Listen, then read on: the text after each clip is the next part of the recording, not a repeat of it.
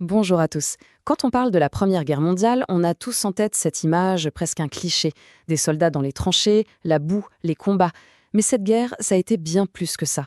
Ça a été ce qu'on appelle une guerre totale, une guerre qui a aspiré des sociétés entières et qui a créé un autre front tout aussi important, le front de l'arrière, celui des civils.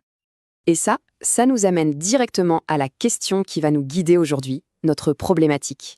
Les civils, durant cette période, ont-ils été simplement des victimes passives qui ont subi la guerre, ou bien ont-ils été des acteurs à part entière du conflit? En réalité, vous allez voir, ils ont été les deux à la fois. Et c'est justement cette tension, cette double facette, qu'on va essayer de comprendre ensemble. Alors, pour répondre à cette question, on va suivre un plan très simple, en 4 étapes. C'est d'ailleurs un plan assez classique, du genre de ceux qui fonctionnent très bien pour le bac. On va d'abord explorer le front de la souffrance, puis celui de la mobilisation. Ensuite, on fera une petite pause méthodologique très importante sur l'analyse de documents. Et enfin, on conclura sur les héritages de cette guerre totale. C'est parti. Commençons par la face la plus sombre de notre sujet. Pour la toute première fois à une telle échelle, la guerre ne s'est pas arrêtée aux lignes de front. Non, elle a débordé, elle s'est immiscée dans le quotidien des populations, frappant les civils directement chez eux. Et cette violence, elle a pris plein de visages différents. Dès les premières semaines, en août 1914, l'invasion de la Belgique et du nord de la France s'accompagne de massacres de civils.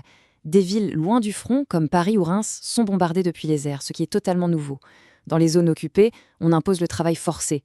Et puis il y a la violence plus silencieuse, celle des blocus maritimes, qui provoquent des famines terribles. En Allemagne, par exemple, ou au Liban, où on compte des centaines de milliers de morts de faim. Mais la forme la plus absolue, la plus extrême de cette violence, ça a été le génocide.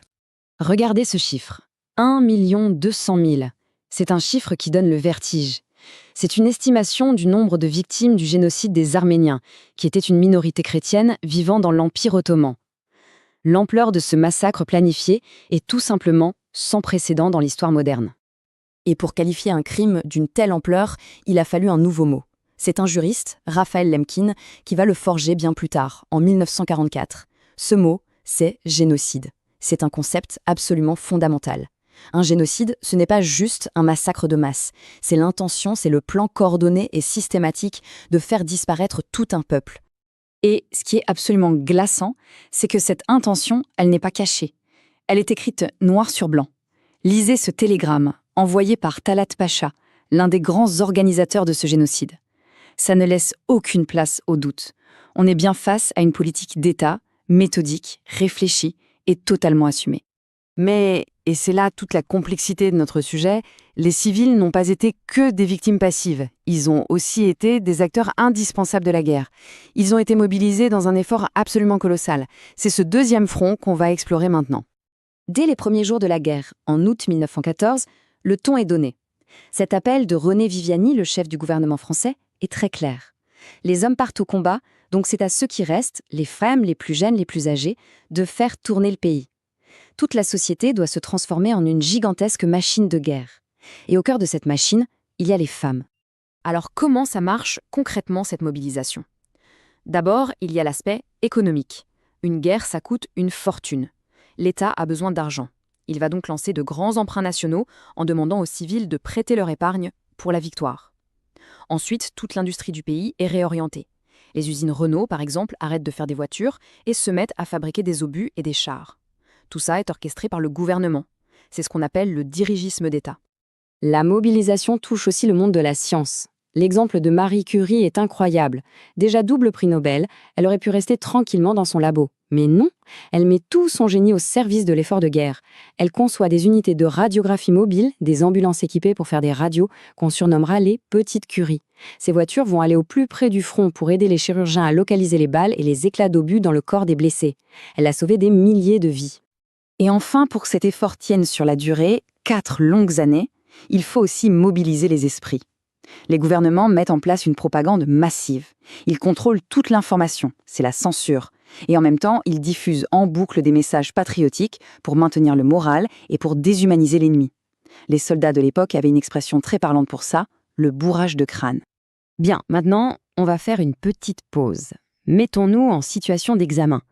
Une des compétences les plus importantes pour le bac, c'est l'étude critique de documents. Alors, voyons concrètement comment on applique la méthode sur un exemple tiré de notre sujet. Voilà, on tombe sur cette affiche. C'est une affiche pour un emprunt national.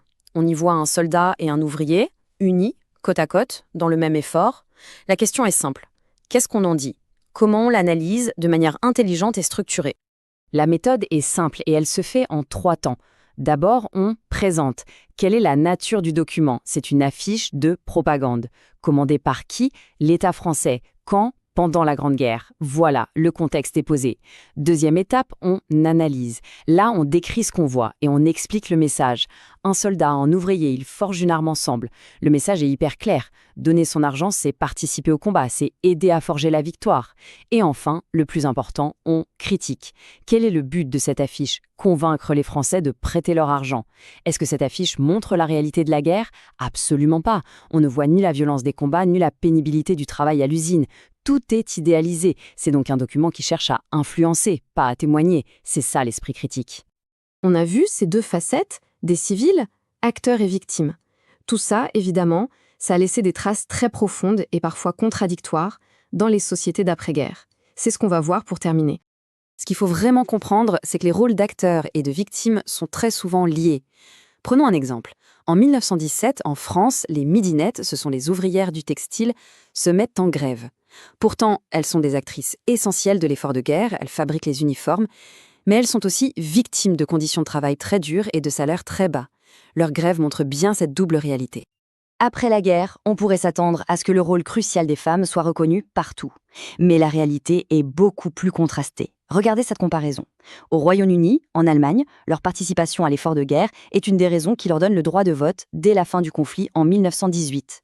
Mais en France, il faut attendre 1944. Ça montre bien que l'émancipation des femmes n'a rien d'automatique. C'est une conquête.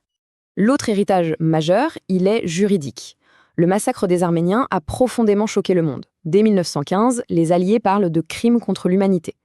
Cette prise de conscience, qui a commencé pendant la Grande Guerre, va aboutir des années plus tard, après la Seconde Guerre mondiale, à la création du concept juridique de génocide et à son inscription dans le droit international par l'ONU. C'est un héritage direct. Et tout ça, ça nous amène à une dernière question, une question pour nous aujourd'hui. Cette idée de guerre totale, où la différence entre le front et l'arrière, entre le soldat et le civil, devient de plus en plus floue, est-ce que c'est juste un concept d'historien pour parler du passé, ou est-ce que les conflits qu'on voit aujourd'hui ne nous montrent pas au contraire que cette frontière est plus fragile que jamais? C'est une question qui reste ouverte et je vous laisse y réfléchir.